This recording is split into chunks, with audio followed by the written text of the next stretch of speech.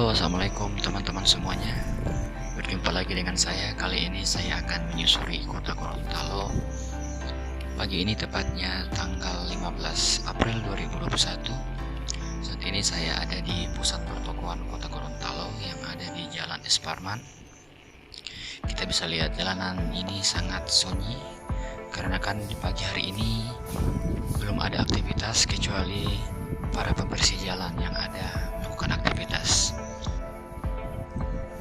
Dalam catatan manuskrip sejarah Kesultanan Gorontalo, kota Gorontalo lebih tertata dan memadai terbentuk secara resmi pada hari Kamis 18 Maret 1728 atau dalam kalender Hijriah, yakni 6 Syaban 1140 Hijriah. Kota Gorontalo ini memiliki luas kurang lebih 79,03 km atau 0,65 dari luas provinsi Gorontalo. Dalam catatan Wikipedia saya, kota Gorontalo merupakan salah satu kota tertua selain kota Makassar dan Manado, dan merupakan kota terbesar di kawasan Teluk Tomini.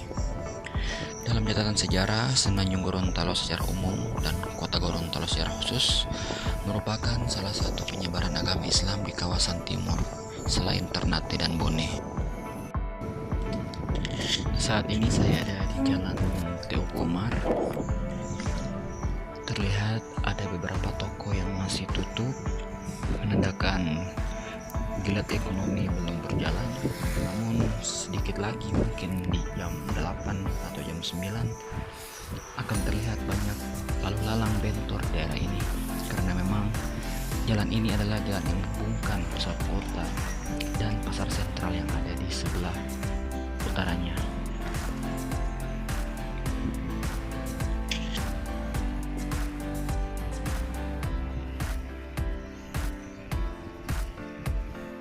Lanjut lagi, ini sekarang ada di Jalan HB Yasin, jalan poros yang menghubungkan antara kota Gorontalo dan Limboto atau Kabupaten Gorontalo, dan ini menuju ke Bundaran Saronde. Dapat kita lihat di depan sana ada Tugu Saronde, yakni tugu kebanggaan dari penduduk Gorontalo. Tugu Saronde sendiri adalah dua buah patung yang menari yang melambangkan sedang menyambut kedatangan para pengunjung di kota Gorontalo.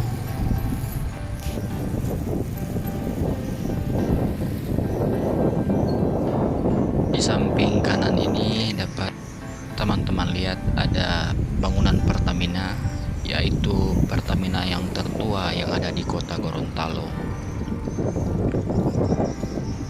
Lanjut lagi, kita akan menuju ke UNG. Di depan sana kita dapat melihat bangunan UNG, itu Universitas Negeri Gorontalo, universitas yang terbesar yang ada di Gorontalo. Bahkan banyak mahasiswa dari Sulawesi Tengah, Kota Mobagu kuliah di universitas ini. Sekarang kita menuju ke Jalan Dua Susun yang orang kenal dengan nama JDS. Jika pernah berkunjung ke Gorontalo, pasti tahu yang namanya JDS. Inilah yang dinamakan nama JDS. Ini ujung dari JDS yang menghubungkan Jalan John Aryo Katili, di mana di ujung jalan ini akan kita dapati Simpang 5 Telaga. Artinya dalam rute kali ini kita memutar dari Jalan HB Yasin, kemudian JDS dan Aryo Katili, dan kembali lagi ke Jalan HB Yasin. Nanti pemirsa akan lihat di ujung sana ada perlimaan telaga.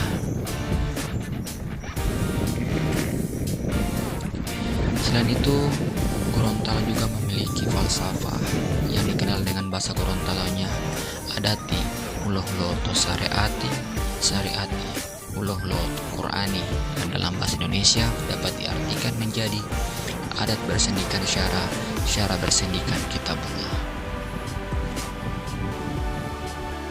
Di depan sana kita melihat persimpangan 5 Telaga, yaitu perbatasan antara kota Gorontalo dan Kabupaten Gorontalo. Jika ke sana lagi kita akan bertemu dengan kota Limboto.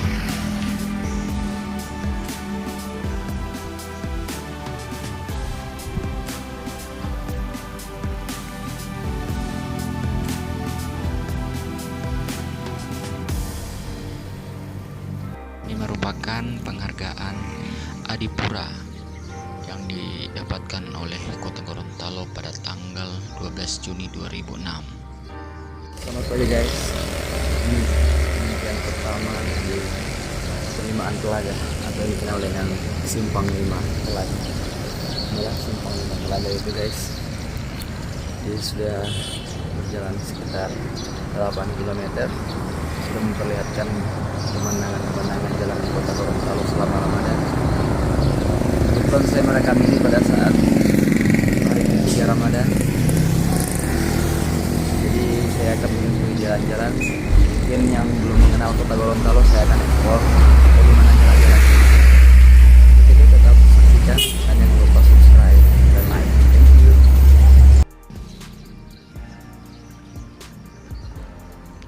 Kota Gorontalo merupakan ibu kota Provinsi Gorontalo, yakni merupakan kota terbesar dan terpadat penduduknya di wilayah Teluk Tomini atau yang dikenal dengan Teluk Gorontalo, sehingga menjadikan kota Gorontalo sebagai pusat ekonomi, jasa dan perdagangan, pendidikan, hingga pusat penyebaran agama Islam di kawasan Indonesia Timur.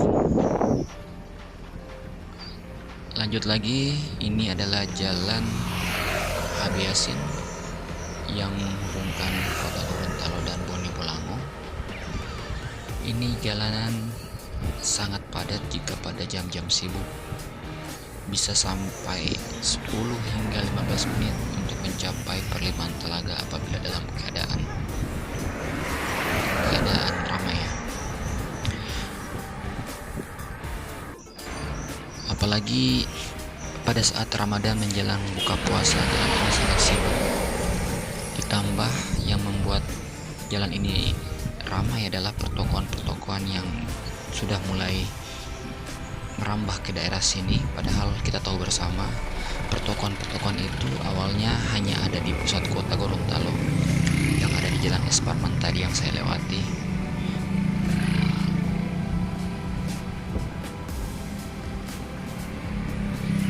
Masih di Jalan HB Yasin, memasuki kota Gorontalo, tepatnya di kilometer 2, kita akan melihat adanya bangunan McD yang diresmikan pada tahun kemarin.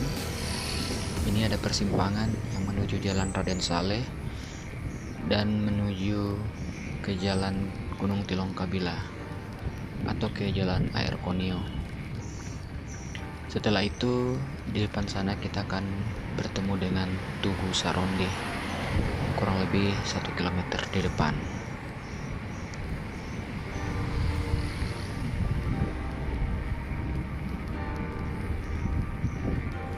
Seperti yang telah saya jelaskan di awal, jalan ini kan memutar, jadi akan kembali lagi ke Tugu Saronde yang tadi saya telah jelaskan apa itu Tugu Saronde.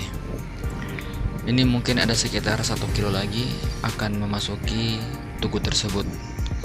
Di kiri dan kanan terdapat pertokoan-pertokoan yang berjejer, dan juga tidak lupa di jam-jam sibuk jalan ini akan menjadi sangat-sangat padat.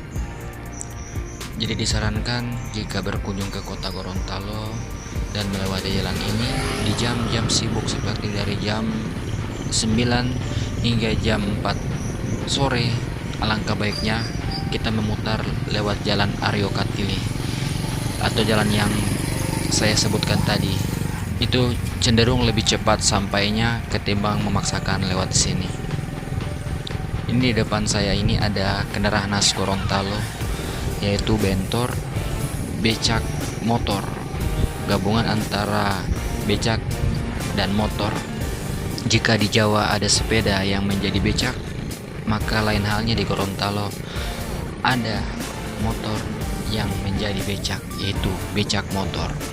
Kendaraan ini akan sangat banyak terlihat menjadi moda transportasi umum bagi masyarakat Kota Gorontalo.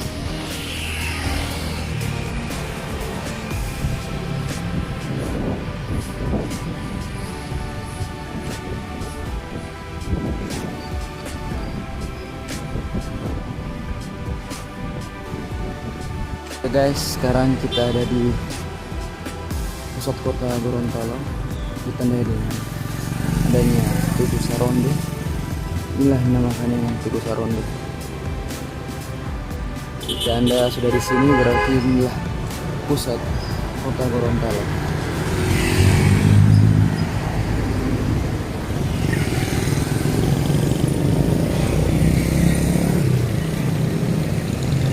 Teman, itu penghentian kedua saya saat ini ada di Tugu Saronde.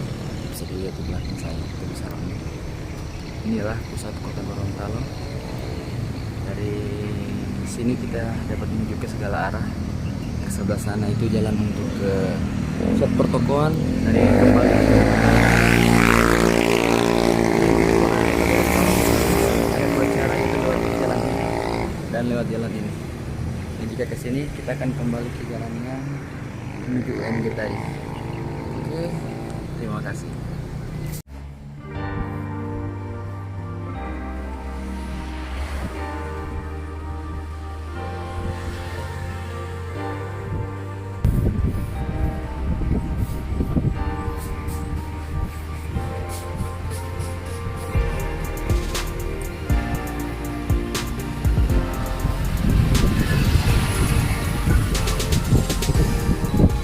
Ini teman-teman mallnya. Jadi ya.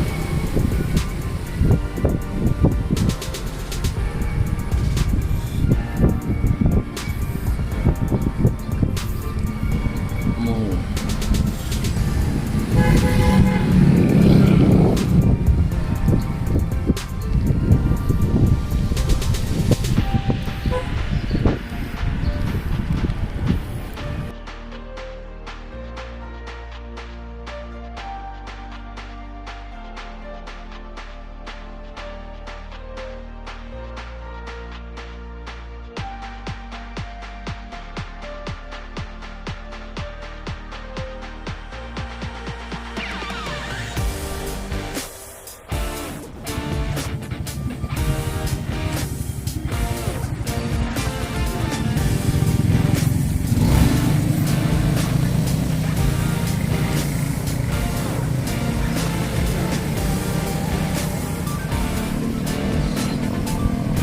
Lapangan Taruna Remaja.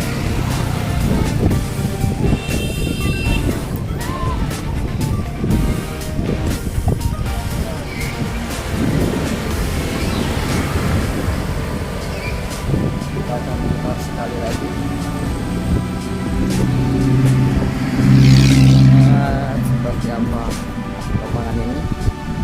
Nanti di sana ada dua buah tank yang disematkan di sana. Saya akan tunjukkan kepada teman-teman. Begitu tetap nonton video ini sampai habis. Sempat tadi berjalan-jalan sejauh 15 km mutar-mutar kota Gorontalo. Ya, jalan-jalan. Sekarang saya tibalah di tujuan terakhir kita, di rumah dinas Gubernur Gorontalo yang ada di depan dari lapangan Taruna Gorontalo. Ini kita bisa lihat di belakang saya ada patung dari pahlawan nasional kita, patung dari Pak Nani Wartabone. Jadi ditetapkan sebagai pahlawan nasional oleh pemerintah. Oke. Inilah sosok dari pahlawan nasional kita yang dikenal dengan namanya Bapak Nani Wartabone, merupakan pejuang dari Gorontalo yang memerdekakan Gorontalo pada tanggal 23 Januari 1942. Tidak heran untuk pemerintah Kota Gorontalo dibuatkan monumen untuk memperingati jasa-jasa beliau untuk NKRI.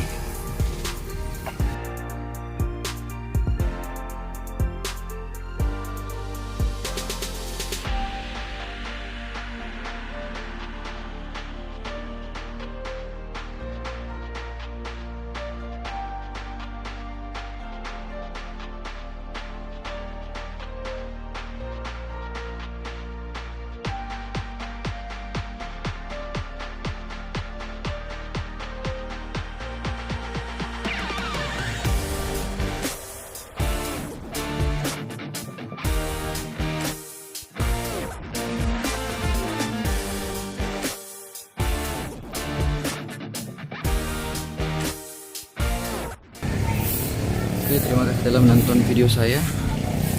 Sampai jumpa lagi lain waktu. Terima kasih.